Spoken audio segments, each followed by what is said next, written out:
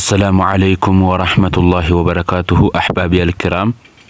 duraan maktabatu shaamilaatu akkaan bareeda ture. Duraan namni illee safaarsaati kan ture. Amma immoo isa caalee fooyya'eetii bahee kan dhufe.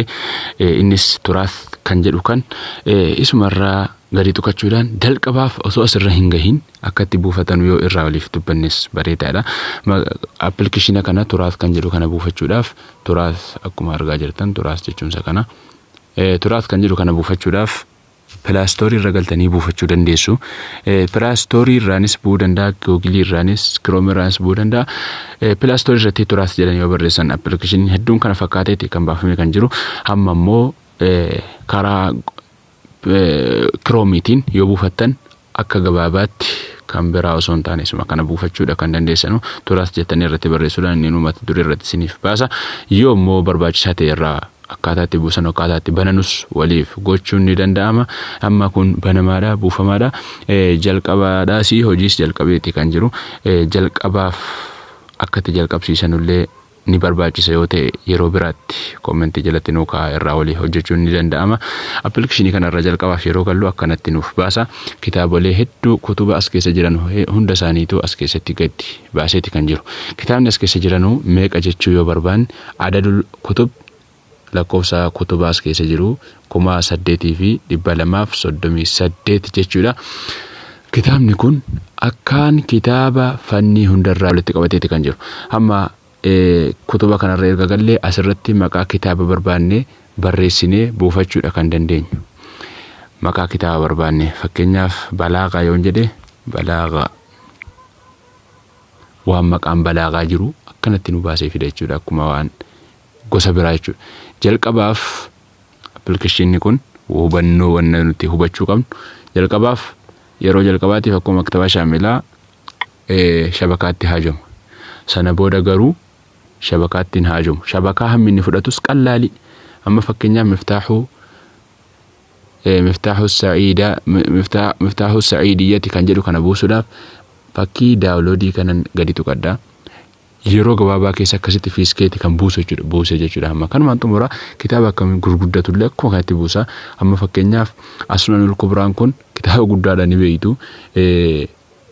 Meegabaayitii 33 jechuudha as keessatti buusuu isaas yoo barbaade akkuma kana asirra gad tuqadhaa. Buusaati kan jiru amma deemaa jira. Akkasitti fixa. Daawwattoota keenya kitaaba kana fayyadamuudhaaf kutub jechuu kanarra galtanii irratti barreessitu hamma nuuf buusee raawwateeti kan jiru. Waa tokko viidiyoon illee gidduudhaan hin muramne yeroo gabaabaa keessa buusee fixa. Namni fayyadamaa hin jirre akka fayyadamuudhaaf. Lammaffaa irratti mu'allifuun kan jedhu kanarra galla. Mu'allifuun yoo jedhu maqaa kitaaba kana nama kitaaba as keessa jiru allafee maqaa isaanii adda addatti bara dhaloota isaanii bara du'a isaaniitii waliin. Amma kun Aamir bin Tufayl bara 11 hijiraarraa kan du'e kan isaa kitaaba nikaa akkasitti nu baasa. Akkuma kanas kitaabolee ulamaa'iin kitaaba kana ka'an hamma ulamaa yeroo keenya hammaa qabateeti kan jiru. Jarra akka Saalih Al-Fawzaan jiranii, Sudees jira, Shureem jiranii, hundi jira, Ariifiin jira. Kitaaba kun akkuma argaa jirtan ulamaa'ii yeroo hammaa ulamaa mu'aasir akka jirutti mu'aasirumti duwwaanuu naannoo 500 ol ta'a.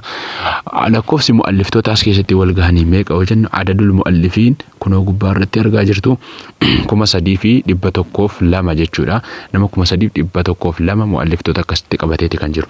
Aqsamarra yoo seennu kitaaba aqiidaa akka jirutti as keessa jira. Kitaabni firaqaadiyaan, tafsiira, ulumul qur'aan, tajwiidul qur'aan, kutubus sunnaa, sharhul hadiith.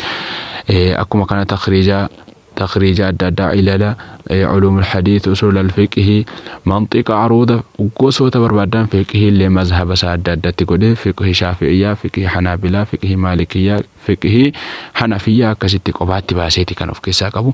أما فكينا في قبارة كتاب عقيدة يرو لالو كتاب عقيدة كان تمر كان الرواس دبنا لالو كتاب إبا تربات ميسادي في كيسا كان قبو جتشول وان عقيدة قف.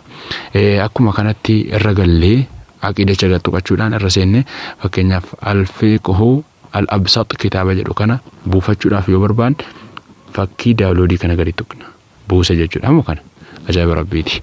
Erga buusee ammas fakkeenyaaf immoo kan biraa kun yoo bicate jenne kan biraa buufnee waliin laalla kan meegabaayitiin isaa xiqqoo ol ka'u fakkeenyaaf arraddu alal jahmiyyati lidaaramiyyi kitaaba jedhu kana gadi buusnee laalla. Buusee jira jechuudha. Kitaaba booda kanaati arraddu kitaaba maquma kitaaba kana gadi tuqachuudhaan seenuu dandeenya. Yoo jalee kana Uthman bin Sa'id kan jedhu kana yoo tuqne waan kitaabni irra nu geessa kun yoo gubbaa tuqanne immoo kitaabicha keessa nu seensisa jechuudha. Hamma kitaabicha keessa seenneeti kan jirru. Akkasitti seenneeti kan jirru. Kitaabni kun hammas appilikeeshina kanarraa wanna appilikeeshina hundarraa adda isa godhe hedduu isaatu jira. Akkuma abbaan argaa jiru waa hedduu isaa of keessaa qaba. Kanallee yeroo biraatti itti hojjenneeti kan dhufnu. Wallahi ajaa'iba rabbiiti. Kitaaba appilikeeshinii kanarraa nasxiin ni danda'ama, PDF itti deebisanii ilaaluun ni danda'ama. Akkuma kana harakaatti gochuun irraa kaasuun, kalarii jijjiiruun, kalarii quraanaaf kaan adda gochuun, irraallee kalimaata isaarraallee baxthii gochuun, kitaaba isaarraa mu'alliftoota isaarraa hundarraa yoo baxthii godhanii baafachuun ni danda'ama. Kana malallee wanna hedduu isaa waan karaa lallaafaa babbareedduu si jira. Yoo kana keessatti uummanni gammachuu qabaatee akkaan itti tola ta'e isiniif barnoota isaa itti fufna. Kommenti jalatti nuu kaa'aa, nuuf dabalamuu barnoonni kanarraa yoo jettan maasha Allah khayrii facaasuudha. Rabbiif jecha silas waan ta'eef isiniif dabala. Yoo mirqaana qabaattan isiniif dabalama. Waa hedduu isaatu hafee kun jalqaba waan ta'eedhaaf akkaataa itti buufatan irraallee yoo barbaadan gosa barbaadan waan isin dhibe barreessa. Assalaamu alaykum wa rahmatullahi wa barakaatuh.